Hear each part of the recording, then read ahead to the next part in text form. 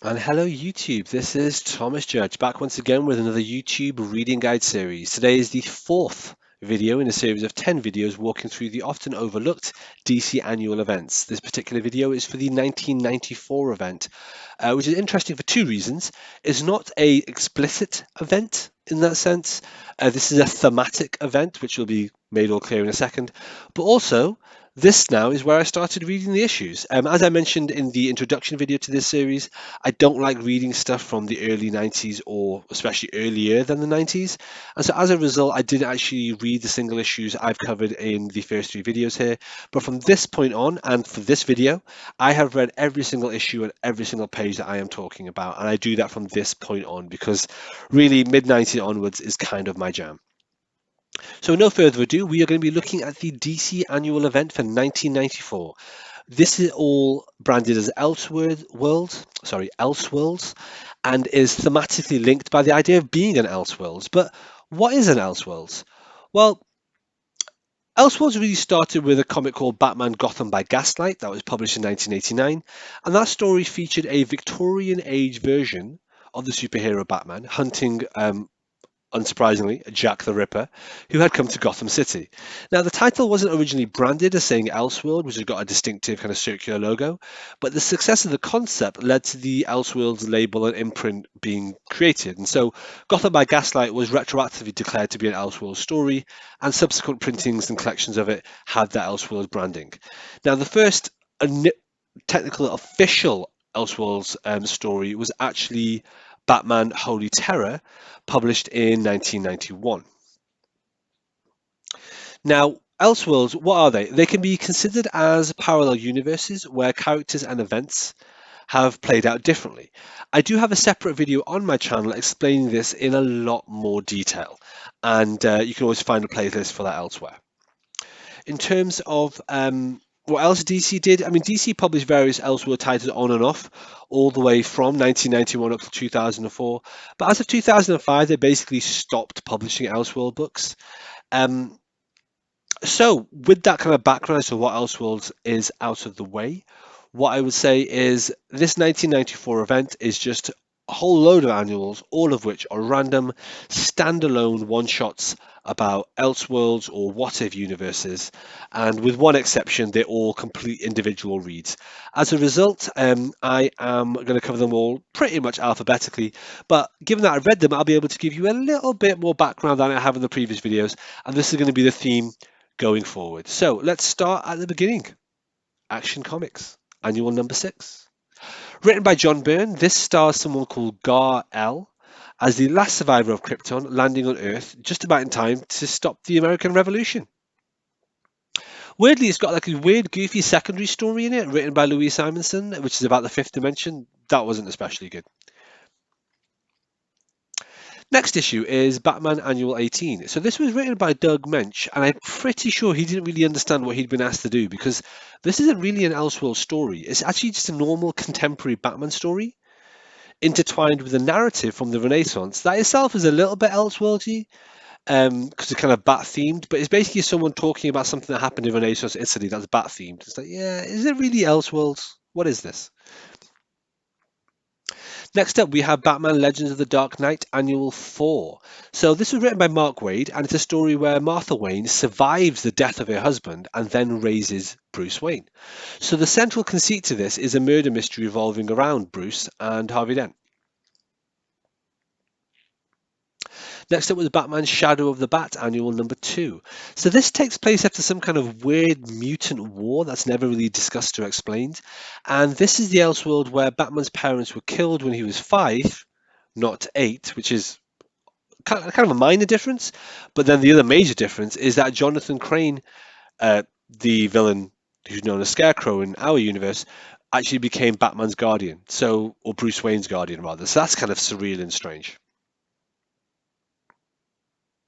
Next up, we have Catwoman, Annual Number 1.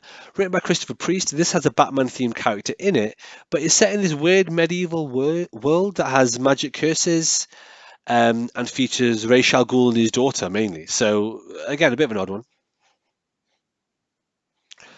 Okay, next up we have Deathstroke the Terminator, Annual 3. This is by Marv Wolfman, and it's some kind of weird post-apocalypse they never really explain, and it's got Slade Wilson in this kind of weird I Am Legend scenario. Actually, come to think of it, this was set 500 years in the future. The whole thing was a bit mental, to be honest. Detective Comics Annual 7. This was written by Chuck Dixon. Essentially, this is the what if of what if Batman was a pirate with pirate analogs of Alfred, called Alfredo, Robin, Joker, and the Catwoman. So yeah, if you're into pirates, you'll be into this. Next up was Flash. This was a really weird issue of a reality where Wally West loses his powers and ends up in a wheelchair after the death of Barry Allen, only to then write and direct a biopic of Barry's life. Yeah, it's basically as weird as it sounds. This is like a really odd issue. Next up was Green Lantern Annual 3. So this features Guy Gardner, as you can see in the cover, but also Hal Jordan and Jon Stewart. And insanely, it also features Oliver Queen as Green Arrow and founder of the Green Lanterns. If that wasn't weird enough, this was an Elseworld where the Nazis ruled the world from a demonic death cult setting. The whole thing is weird. Next up was Justice League of America Annual 8. This Elseworld is set 100 years in the future, after the Justice League that we know were killed in the present, and it's all about the new Justice League that form 100 years later on. An odd choice of antagonist here is Felix Faust, but hey, that's just what they go with. There's also this weird comedy backup story called the O Squad, which they have in it as well. Next on our list is Legionnaires Annual Number 1. This was again written by Mark Waid. Given that I do not like Legion of Superheroes, etc. at all, I have no idea what the Elseworlds spin here actually was. But then I also had no idea what was going on at any given moment in this issue. This is just a terrible, incoherent issue from my perspective. Keep in mind, I am quite biased against Legionnaires and Legion of Superheroes. Speaking of which, Legion of Superheroes Annual 5. This was an excruciatingly bad Wizard of Oz setting Elseworlds thing. Not for me. Definitely not for me. Next up, we have Justice League International, Annual 5. So this is more like the Titans meets the X-Men in a world that hates and fears them. That's all I'm going to say without giving away spoilers, but yeah, a bit of an odd story. We then have Legion Annual 5. This is a complete mess of what-if stories. We have Lobo as 007, then the death and marriage of Brainiac 2, then Legion, if Legion was Legion 90210. You know, like Beverly Hills 90210? No, seriously, I'm not joking. And then we have Legion by Gaslight. And then we have a series of one-page comedy one-shots. This was basically, again, just a mess. Next up is Lobo Annual 2. This is a compilation of 17 2 or 3 page long Western-themed Elseworld spoof tales, all based around Lobo. Again, this was a mess. Then we have New Titans, Annual 10. This was written by Marv Wolfman. It had a weird sword and sorcery vibe, but frankly, this was just a weird and poor story with a confusing narrative. Robin Annual 3 was by Chuck Dixon and essentially is about like what if Batman was a ninja during the Three Kingdoms era. So that was weird. We then have Steel Annual 1. This issue is really good. I will tell that right now. It's a really great issue about slavery in the Civil War with John Henry at the core. If you don't like politics and comics, don't read this. But if you don't like politics and comics, I don't really know why you're reading DC. So this definitely gets the Tom Judge seal of approval, this issue, definitely. Next up is a two-parter. This is the only two-parter at all out of all these issues. The rest of the issues are all single standalones. But for this one, we've got Adventures of Superman Annual 6, which is written by Carl Kessel and set 10 years after an alien invasion, which decimates the world. And that has a to-be-continued ending, which then continues on in Superboy Annual 1, which is the second part of this two-parter.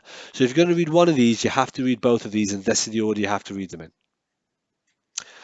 All right, cool. Let's go back to the standalones. We've got Superman Annual 6. So this is kind of weird. It's kind of pulp fiction-y. It's or pulp heroes-y, I suppose. It's a Superman if Superman was Rudyard Kipling's Jungle Book, kind of by way of Edgar Burroughs' Tarzan. That is as much of a feel as I can give you, I think. Next, we have Superman, the Man of Steel, Annual 3. This imagines a world where Krypton, led by Jor-El, who's Clark Kent's father, or Superman's real father, actually invades Earth to survive. It's kind of interesting, but kind of weird. And finally, we have Team Titans Annual 2. Again, remember, this is not Teen Titans, as in Teenage Titans. This is Team Titans, Team Titans, which is easy to get confused on. Another thing to get confused on is actually the issue itself, because I read it and I have no idea what was going on in this. It was just a mess. In terms of DC Elseworlds, you can see that DC Fandom, the website, lists them as follows, as you can see here. So yeah, you can grab that screenshot if you want as well. But anyway, that's a breakdown of the individual issues.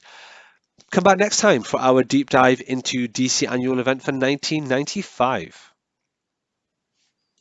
All right, thanks for watching, everybody. As always, please like, comment, subscribe. As always, please follow me on Twitter at I am Thomas Judge, where I will post a daily review of whatever comics I've been reading. You can get an idea of what I'm up to on the channel. And as always, please support the channel by heading over to Amazon.com and checking out my prose novel about superheroes. It's a completely original piece of work. The first episode in it is called Arrivals, and the series as a whole is called No Gods or Kings. You can find an excerpt of that on my website, nogodsorkings.com. Until next time, everybody, stay classy.